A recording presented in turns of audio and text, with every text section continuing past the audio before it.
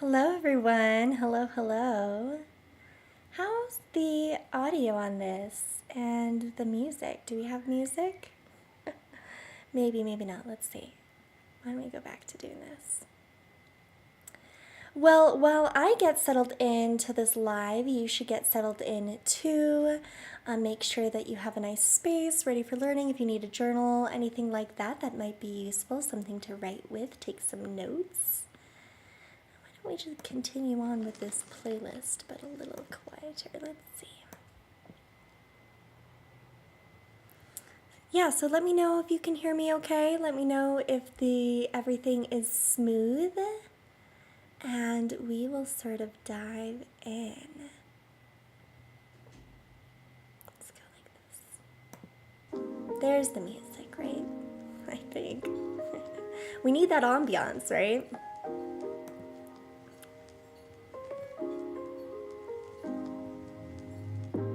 There we go. Okay.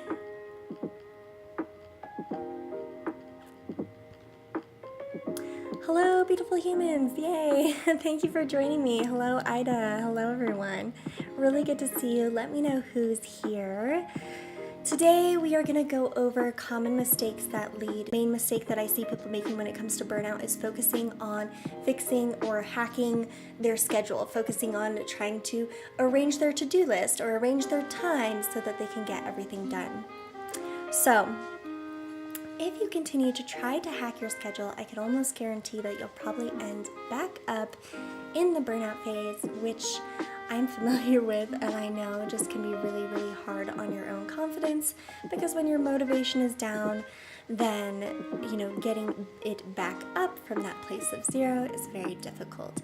And you end up in this kind of cycle of motivation up and down, burnout and that, right? So I'm going to show you some simple, just perspective shifts that I can almost guarantee that if you can make these mindset shifts, you'll never experience burnout again, and you'll have greater control over your own energy levels. And as a little extra bonus, at the end, I'm also going to give you some strategic ways to start resting properly so that if you are feeling like you are in that burnout phase, that you can bring yourself out and start utilizing proper rest, right? So I definitely think there's different type of rests, and we're going to talk about that as well. So if you are new here, first off, say hello in the comment section. I love to meet everyone. If you're new here, I am Sharon Clear. I am the founder of Meditation Corporation, and I help people with busy minds clear their mind using alpha theta brainwave practices such as meditation, hypnosis, and yoga nidra. So, like I said, I would love to let the comment section be a space where we can communicate, where we can connect. So, if you have questions, please utilize that. And why don't we just go ahead and start off by doing that, and let me know on a scale of sort of like 1 to 10 where your energy is at. And 10 doesn't mean high, okay? I don't want you to say, oh, 10 high energy, 1 low energy. What I want you to say is 1 is unbalanced, very sporadic energy, or very low or very high, and 10 is very balanced and I feel control over my energy. So does that make sense? Let me know in the comment section how you are feeling in that respect.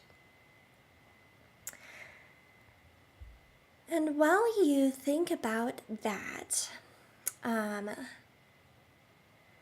see. Let me make sure I can see all the comments coming in as people start hopping on slowly but surely.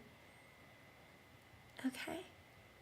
So my goal at the end of this workshop is for you to feel like you have the tools that you need to be at that 10, and if not, much higher than where you are feeling you are at now. That you have the tools that you need to get yourself to a place where you feel like you can balance your energy, manage your time, and avoid burnout. So trying to hack your schedule. Let's talk about this for a minute. Hacking your schedule, right? So I used to think when I would end up in these burnout phases that if I could just rearrange my schedule, if I could just prioritize my time better, then I'd be able to avoid burnout. And so trying to hack your schedule can look like trying to utilize every hour of the day.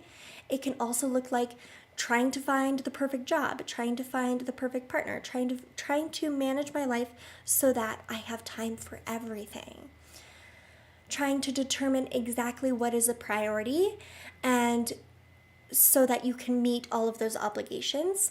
It can look like I'm so burnt out that I can only do X, Y, and Z, right?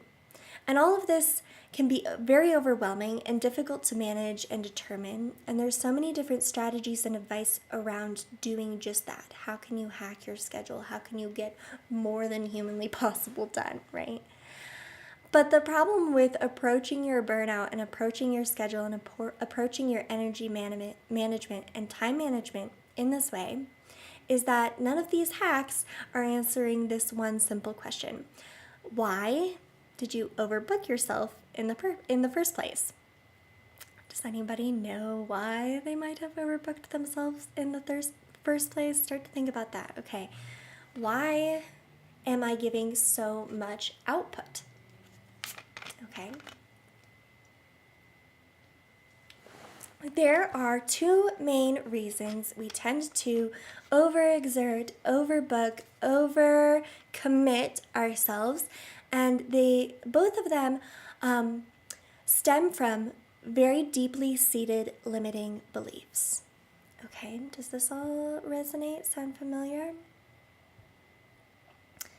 So, the first belief is that I don't have enough or I won't have enough. And let's see if I can get my little slides to work here. Little visual learning aids. Oh, here we go.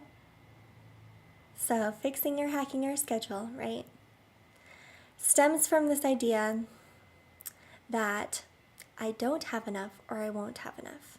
It's this sort of, and I know this is kind of a trending word lately, but a scarcity mindset. So then you have to ask yourself, is that true, right? Do you have a roof over your head? Do you have enough food to eat on the table? Do you even enjoy some luxuries, right?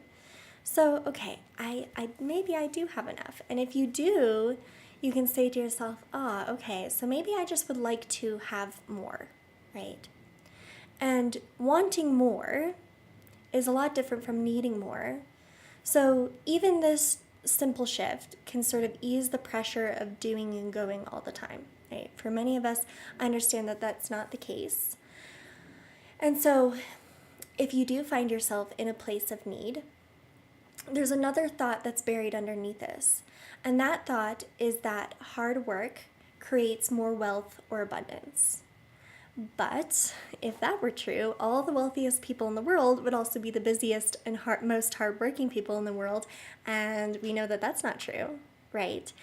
And then you can even say that to yourself. Well, if I keep putting in more and more work, am I getting that input back? Not necessarily, right? So we know that the first shift is a shift to, let's see. So hard work, right, doesn't necessarily create wealth or abundance, right? Instead, aligned action is more abundant fulfillment. Okay, so that's the shift that I want to make. Not that hard work creates more for me, but rather aligned action creates more abundance and fulfillment, right? So the wealthiest people in the world, right, they are not working 24/7. Maybe some of them are, right? But they're definitely working from a place of alignment, right? But when you think about yourself, when you burn out, right, it's because the output is not meeting the input. And that's because it's aligned action that creates more abundant, not just overworking, right? We have to work smarter rather than harder. We have to choose and prioritize from a place of alignment. So, the second thought, okay, and this is a big one, and this is what we're really going to focus on predominantly today, okay, is I need somebody to run my slides for me. I need to prove my worth, okay? I need to prove my worth. Let's think about that for a minute. I'm worried about what my boss thinks, so I always say yes and take on too much. I want my kids, my family, and other parents to see that I'm involved, so I take on too many responsibility at their school or functions. I want to prove to my partner that I'm a valuable asset in this relationship. So after work, I don't rest when I need it. I clean the whole house and make dinner or, whatever it may be, even though I really needed a minute to myself, right? So who has been there? The problem with this is that if I am so worried about not showing up for the people in my life that I'm not showing up for myself, right, then I can't show up for them. So if I'm so worried about not showing up for people in my life, right, that I'm not showing up for myself, then I can't show up for them, right? So this is a cycle here. And then you end up even seeding that belief even deeper into the mind that I'm not worthy. So what is the solution? How do you start acting from a place of knowing your worth? Okay. Does this resonate with anybody? Let me know in the comment section. Let me know how you're feeling about all of this. The solution, right? The solution to all of this is radical self-acceptance. Okay? Radical self-acceptance. And before we dive into radical self-acceptance, okay, I think that people, and I know that people are really scared of this idea. And you might be more resistant to it than you think, because it sounds nice, radical self-acceptance or like self-love or this sort of idea sounds nice, right? But there is a little bit of a fear behind doing this. And I know this because recently on Instagram I posted a reel about just this very thing, and everybody's post was like, oh,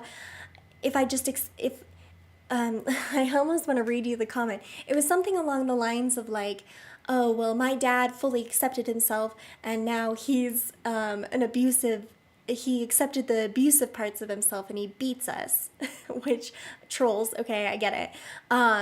But this brought up a very good point in that people are really scared of this idea because they think if I'm not hard on myself, or if other people aren't hard on themselves, or if I'm not hard on other people, I will lose control and I will become the worst version of myself, or they will become the worst version of themselves because they aren't controlling, right? They aren't on top of themselves. and I'll become lazy, overindulgent, or irresponsible. So if I love myself so much, if I radically accept myself, then will become these negative aspects of myself, right? If I don't suppress the negative aspects of myself, then they will blossom and grow and get bigger, right? If they aren't suppressed. And this really, really simply isn't true, because radical self-love and acceptance are deep-seated in that type of love is radical self-responsibility. People think love and acceptance would excuse bad behavior, and that's just not love, right? If you loved someone, would you let them become the worst version of themselves? No. There's an accountability in love, but it's from a place of trust, a place of healing, and a place of compassion, and that is empowering, right? If I can love you, I hold you to a standard from a place of compassion, right? That doesn't mean I shame you when you aren't that, right? That means that I have placed in you a trust that you can be what I know you can be, right? Burnout in my mind is just another form of self-sabotage. Just another form of self-sabotage. From a place of understanding your worth, you gain a very natural ability to determine what your time and energy is worth, right? If I understand my worth, I know how to dictate my time and energy, right? I know where to give myself, and I give and receive in balance. By practicing and adopting radical self-acceptance, you'll be able to move through life with ease and take on really only that which is in alignment. So take a couple of deep breaths. Let's process some of that. And if you are journaling, let's just kind of go back through and go over these mindset shifts. So if you're taking notes, now's a good time to really kind of go back through everything. So let me pull up my slides for you as well. So the first shift, right, is from I need to I want, right? I don't have enough, right? I'm in a place of lack and scarcity, right? So I need to shift my mindset to actually, I have everything I need, right? I have everything I need. I have wants and I have desires. And my wants and desires, I'm not attached to them. I'm not clinging to them so hard that I cause stress and anxiety. Instead, my wants and desires, I should want the journey towards those wants and desires, right? The second shift is this idea that hard work creates more wealth or abundance. And I'm not saying that hard work doesn't create more wealth or abundance, but the more you put in does not always create more wealth or abundance. Instead, we need to shift to aligned action equals more abundant fulfillment, right? More abundant fulfillment. And the last limiting belief, right, is I need to prove my worth. I have to prove myself to people in my life. I have to prove to myself that I'm worthy of my own self-love, right? By the things that I do in the way that I show up. And we want to shift from I need to prove my worth to I am worthy. And we do that through radical self-acceptance. Okay? Is this making sense? How are we feeling? Let me know in the comment section if you have questions, thoughts, concerns. So now that we've gone over these different mindset shifts, right? And we realize that burnout is just another form of self-sabotage. And we need to move into a place of understanding our worth. Next, I want us to take a deep dive into a couple of more strategic steps that you can take to understand energy management and to do that sort of thing. But I just want to say that we on the Rest and Reset retreat, which is a retreat I'm hosting in Denver, August 21st, we are going to take a really, really deep dive into radical self-acceptance and how to do that strategically. But in the meantime, I want to give you just a couple of tools that you can get started with right away. The first step, right, is to stop resting passively and start thinking into what I call a coffee versus apple mindset, okay? So you need to stop resting passively and move into a deep understanding of a coffee and apple mindset, okay? So I'm going to explain a couple of these different terms to you. So the first thing is resting passively. Resting passively is if I have overbooked myself, I usually get my rest from scrolling on my phone, zoning out, not paying attention, not being present, daydreaming, binging Netflix, just laying on the couch, right? All of these different types of rest. So this is passive rest. And these things are not, innately bad, and they have their time and place. But what I want you to start thinking about when it comes to your rest is the difference between coffee and apple rest, right? So the reason I'm using coffee and apple is because when we think about improving our energy, right, there's different types of things that you can do to increase your energy, right? You can drink an energy drink, you can drink coffee, or you could go for a walk, or you could eat healthy foods, right? And so you can see that there are two different types of things that boost and decrease your energy. So if we're going to take this metaphor of a coffee and an apple, right? I can drink the coffee, and it's a metaphor, so let's not get be too much of a stickler on this metaphor. Take it with a grain of salt, because we can do a deep dive into caffeine on the body. But so surface level metaphor: coffee energy. You drink your coffee, and then your energy spikes, and then you crash, right? Versus if you were to eat an apple, that energy is more long-lasting, and there's no spike. Maybe it's a little more gradual. Maybe it's not as intense, right? And so too with different types of rest.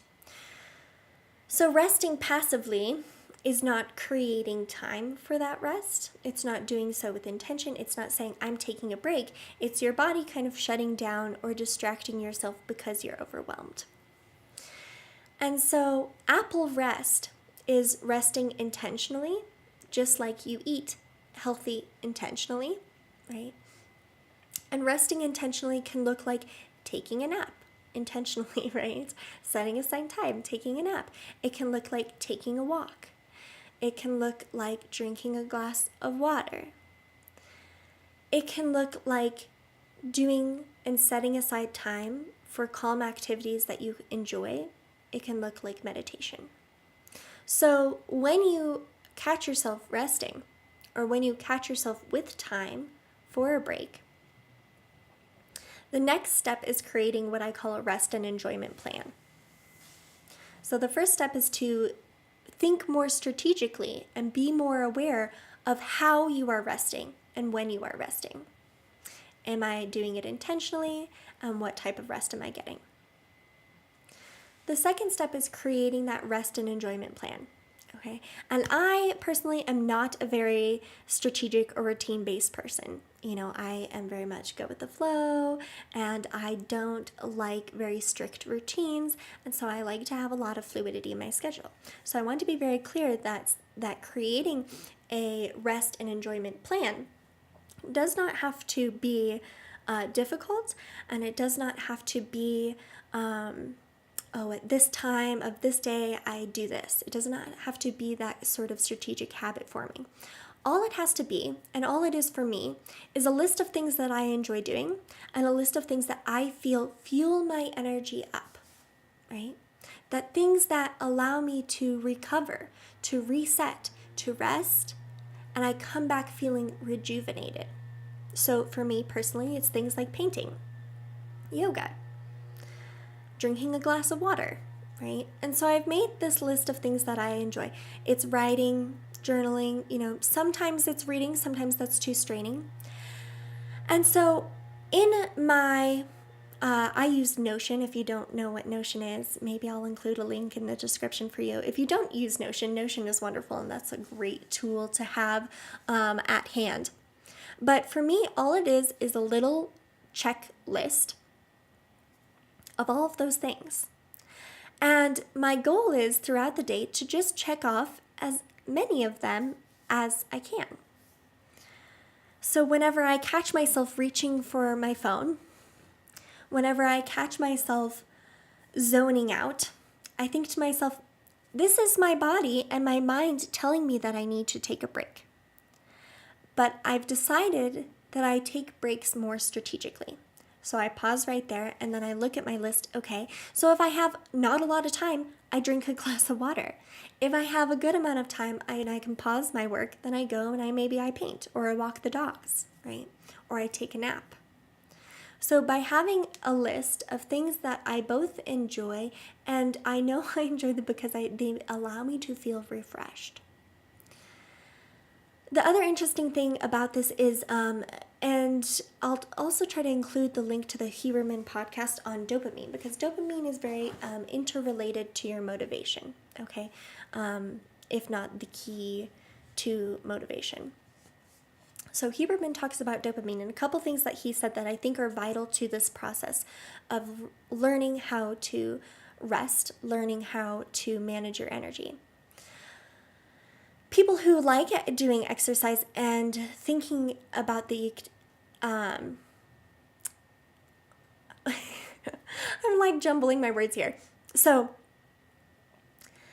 you have to think about your dopamine levels when you're doing these enjoying activities, though.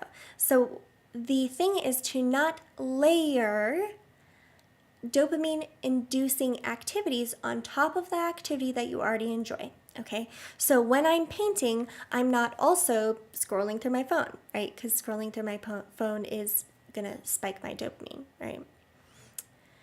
So if I can be present when I'm doing those activities, instead of listening to music, or if I work out, if working out is gonna allow you to rest and reset and rejuvenate you, then not layering, not drinking an energy drink in addition to going to the gym. These sorts of things is what I mean by layering dopamine enhancing activities. You don't want to do that if you want to continue to enjoy the things that are rejuvenating you. Okay? Let me check the comment section again. Any thoughts, questions going on? Not yet? Okay. The last step, right? The last step is to strategically start to integrate these new beliefs into the subconscious mind. I am worthy and enough. And that radical self-acceptance has a bunch of different beliefs, and you can configure what is right for you. And this is really what we are going to be doing in the Rest and Reset Retreat, which I said is in Denver. It's a one-day staycation. And we are going to do a deep dive into that process, but I just wanted to give you a kind of a glance into how to do that on your own. And the first thing to do when you're trying to cultivate and strategically reprogram new beliefs into the subconscious mind, you do that from an alpha theta brainwave state. And this is a brainwave state that you enter in and out of all throughout the day. So it's a very natural state of mind. It's also a state of mind that you will enter if you are watching TV, if you have a heightened emotional state, things settle into the subconscious mind deeply from that state. And so very quickly, I just want to help you enter into that state, and then you want to use an affirmation. And then after that affirmation, coming out of that state and telling yourself that it's working. Right? Believing and looking for external things that prove that that is true to you, to deeper ingrain the new neurological pathway that you just created. So, to reiterate, you enter into an alpha theta brainwave state, which I'll show you briefly one way that you can do that, though there are many ways. Enter into an alpha theta brainwave state. I use a mantra, which I also have a technique that we'll go through on how to create the right mantra, which is just a thought that I've chosen to have on purpose, right? To finding the right mantra for you. And then you conclude your meditation, if you will, or your intention setting, or just your mindful moment, whatever you'd like to call it. You conclude that, and then fourth, right? So this is just to wrap up that alpha theta brainwave state so you're back into a more present state. And then the fourth step is to look for evidence in the real world. Okay? So let's go back to the beginning. Entering into an alpha theta brainwave state. The simplest way to do this: breathe in, the eyes are open. Breathe out, the eyes closed. Breathe in, the eyes open. Breathe out, the eyes closed. Breathe in, the eyes open. Breathe out, the eyes closed. I do that 3 times. It can also help you if you say relax, relax, relax. And then in that state, you repeat your mantra. I am worthy is the mantra we're going to use today. I am worthy. And you conclude your mindful practice, your meditation, and there's 2 ways to do this. One, you can set a timer if you want to use your mantra for the duration of your meditation. That's great. Or you can say it a certain amount of times. I say this to myself 5 times, and then I take a deep breath. And so if your timer goes off, then to conclude your meditation, you're going to say to yourself, I feel awake and aware. I feel awake and aware. I feel awake and aware. Okay?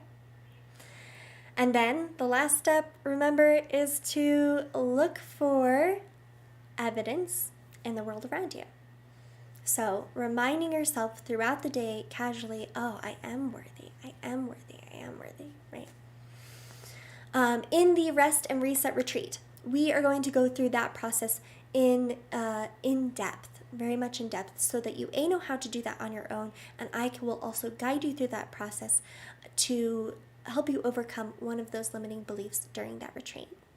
My co-host Lene of Dark Moon and her boyfriend is our private chef for that retreat, that 1-day staycation retreat. They were going to join us on this call, but unfortunately she had a family and emergency.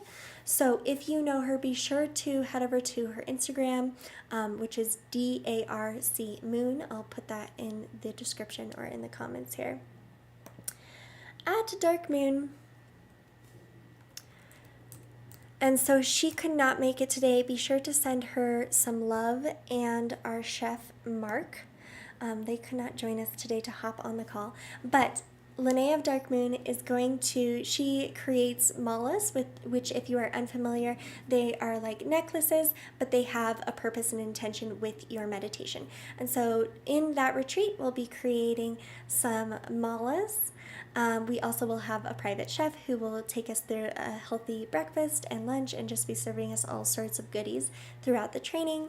We'll have time for, you'll be allowed to do spa, sauna, and massage, as well as just like yoga, personal coaching, and we just have all sorts of goodies planned for you for that. For being on this stream, for registering, right? So if you haven't registered, you'll want to register. We are going to give you a $25 discount to that retreat.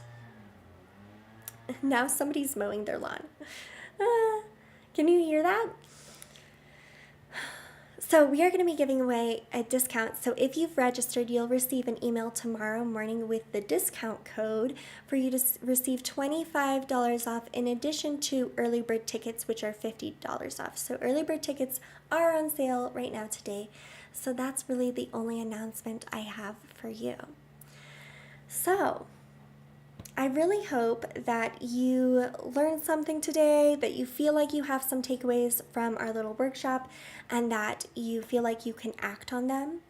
I would love to hear your input, your thought. If you have questions for me, you can of course utilize the comment section, or you can email me at sharon@meditationcorporation.com. We can always set up a private session to discuss anything that came up for you in today's workshop as well. Thank you so much for being here. I love so many of you, and it's really good to see some old faces on here. And I hope to see you next time. I took a little break from doing lives, and it feels really good to be back into teaching. All right, everyone, I hope you have a beautiful, beautiful day, a beautiful evening. Please make sure to take some time for yourself to wrap up this evening with, asking yourself, how can I best serve myself in this moment? How can I take the energy that we've cultivated in this workshop and carry it through the rest of my evening? All right, everyone, namaste, and I will see you here next time.